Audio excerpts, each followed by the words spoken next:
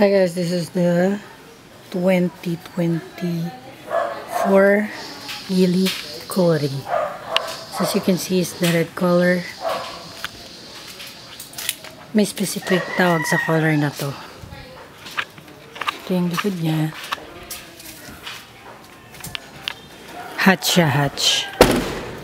So, pero ang ano niyan, SUV siya. Yan. Ito yung backseat. Naka-leather na siya. Yan.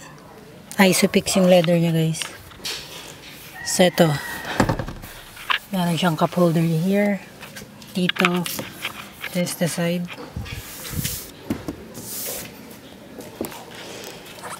Ito yung front. Ito yung bintana ng front.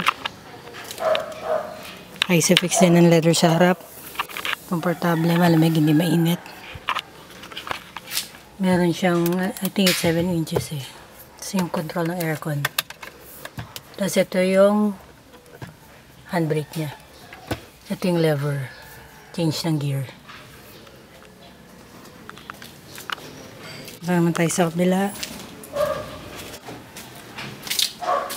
Premium siya, guys. Ito yung sa left side.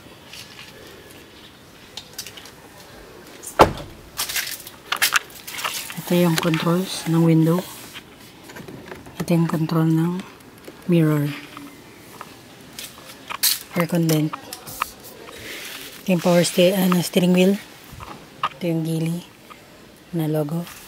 Ito yung sa dashboard niya. Yan, bukas yung mga bintana. So, ito yung sa ilaw niya.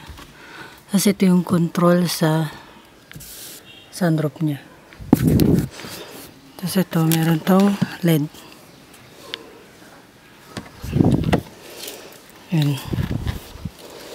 Tapos ito yung ano, natataas, nabababa.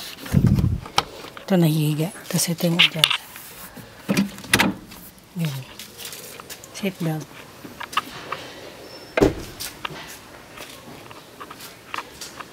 Tapos yung mirror niya. Yan. Ito yung harap. Alloy na siya. Na rin. Mags. Sorry. Naka-LED na siya dito na park light. Logo. Camera.